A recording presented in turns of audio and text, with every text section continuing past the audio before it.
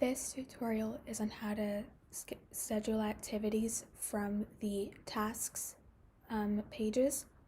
So once you go into project, you can either find your tasks through clicking on the various projects, or more easily you can just click on tasks and then find your own personal tasks assigned to you. Right here there's a button called schedule activity.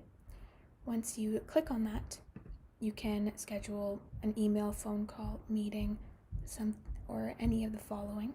You can assign it a due date, you can assign it to a specific person, and you can give a summary, just a quick brief explanation of what the activity is. And most importantly, you would need to give it a description and attach any links right here, so it's very clear to anybody if they want to view it. And right over here, you would schedule it. So if you press schedule, it'll schedule the activity, and it will also show up on calendars.